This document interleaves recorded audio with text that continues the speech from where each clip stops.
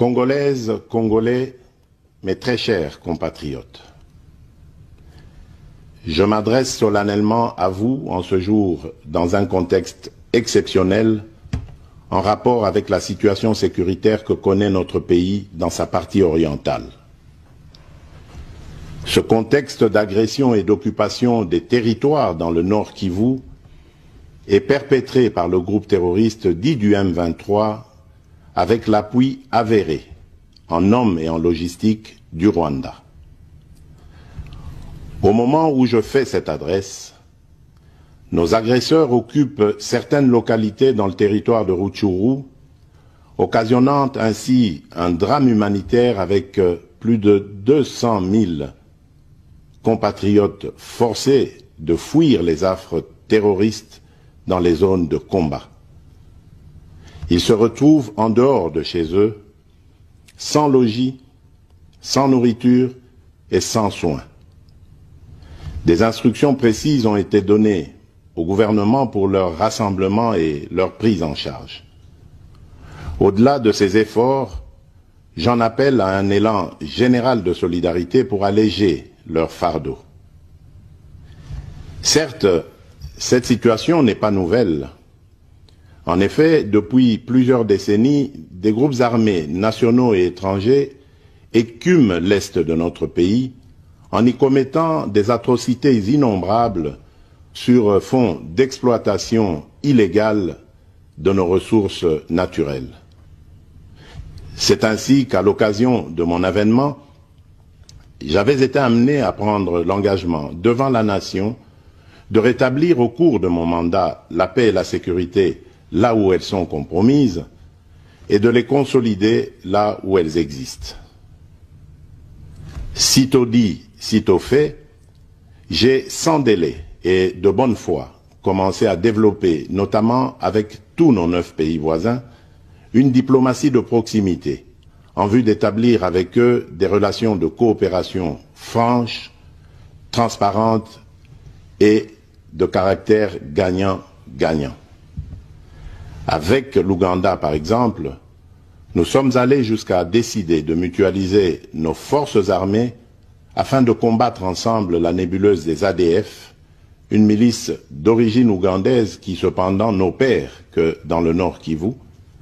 Et aussi, nous avons lancé 2 projets de construction de routes transnationales. Avec le Rwanda, un mémorandum d'entente a été signé dans le commerce de l'or avec une entreprise nationale. Une ligne aérienne a été ouverte à la compagnie nationale rwandaise dans notre pays et un accord de non-double taxation a été signé. Malgré cela, ce pays va nous surprendre en réactivant les terroristes du M23. Alors qu'il avait été défait par les armes en 2013, le M23 va refaire surface en prenant notre armée à court, notamment à Bunagana, cité qu'il occupe depuis le 13 juin 2022. En effet, sous la fallacieuse accusation de soutien des FARDC au FDLR, le Rwanda a en réalité des velléités expansionnistes, avec comme intérêt principal l'appropriation de nos minerais, et pour ce faire, il s'active à déstabiliser l'Est du Congo pour créer une zone de non-droit en vue d'assouvir ses appétits criminels.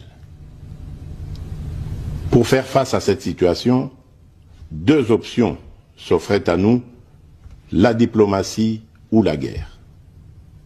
J'ai résolu de privilégier la première option, quitte à en venir à la seconde, faute de résultats. L'option diplomatique a donc été mise en œuvre. C'est ici l'occasion pour nous de rappeler que notre attachement à la recherche de la paix par des voies pacifiques n'est aucunement un signe de faiblesse, moins encore un aveu d'une incapacité de notre pays à s'inscrire dans une logique de guerre totale contre tous ceux qui continuent à abuser de notre patience, mais plutôt une expression de notre culture de paix et de notre identité légendaire de peuple hospitalier. C'est ainsi que dès le 20 juin 2022, j'ai pris part aux travaux du 3e conclave des chefs d'État membres de la Communauté d'Afrique de l'Est à Nairobi, au Kenya, qui avait comme agenda l'examen de la situation sécuritaire dans l'Est de notre pays. À l'issue de ce forum, les dirigeants des pays membres de la Communauté d'Afrique de l'Est sont tombés d'accord sur le déploiement d'une force régionale pour imposer la paix dans l'Est de la République démocratique du Congo. Le sommet a appelé à une cessation immédiate de toutes les hostilités à l'Est de notre pays et a demandé à tous les groupes armés, tant étrangers que locaux, à déposer les armes immédiatement et sans condition et à s'engager dans le processus politique. Le 6 juillet 2022, j'ai accepté de rencontrer à nouveau le président du Rwanda, cette fois à Luanda, sous l'égide du président João Lourenço, sous couvert de la Conférence internationale des régions des Grands Lacs africains, la CIRGL. Il en est sorti une feuille de route qui stipule entre autres objectifs normaliser les relations politiques et diplomatiques entre la République démocratique du Congo et le Rwanda. Et pour y parvenir, la première action retenue, arrêt des hostilités et retrait du M23 des positions occupées conformément au communiqué final de Nairobi. Une fois de plus, aucune avancée sur le terrain de la paix attendue par notre population n'a été observée. La dernière activité diplomatique en date a été la rencontre avec le président Paul Kagame autour du président français Emmanuel Macron et à l'initiative de ce dernier, en marge de l'Assemblée générale des Nations unies à New York. Ici également, pour l'essentiel, il a été acté le principe d'un cessez-le-feu immédiat et du retrait inconditionnel du M23 des positions qu'il occupe, toujours sans résultat tangible sur le terrain. Mes chers compatriotes, comme vous pouvez le constater, malgré notre investissement et les efforts fournis dans cette optique, la paix et la sécurité ne sont pas au rendez-vous. Garant de l'indépendance, de l'unité nationale et de l'intégrité territoriale, je réitère mon engagement constitutionnel de défendre la patrie jusqu'au sacrifice suprême. Mes très chers compatriotes, ne doutons jamais qu'ensemble réfléchis et engagés, nous puissions changer le monde. À vous, nos vaillants soldats, vous qui avez pris l'engagement de servir sous le drapeau, je vous invite ici au sens élevé du patriotisme en ce temps particulièrement exceptionnel de notre histoire, de défendre notre pays, de protéger l'intégrité de son territoire et d'assurer la sécurité des Congolaises et des Congolais contre toute agression ou attaque d'où qu'elle vienne. À vous, mes très chers compatriotes, la guerre qui nous est imposée par nos voisins exige de chacun de nous des sacrifices. C'est le moment de taire nos divergences politiques pour défendre tous rassemblés notre mère patrie.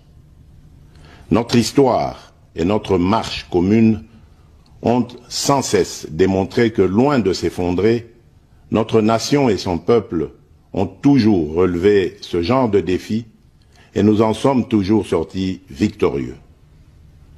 Restons tous unis et solidaires derrière nos forces de défense et de sécurité. La situation actuelle, loin de nous affecter, n'est qu'une épreuve de plus que nous allons surmonter pour raffermir davantage notre unité. Au-delà de tout clivage politique, idéologique, religieux et tribal, la défense de la mère patrie est le seul objectif qui doit nous unir en ce moment. Le pays nous appelle.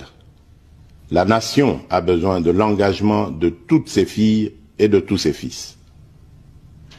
Je vous appelle à ne pas céder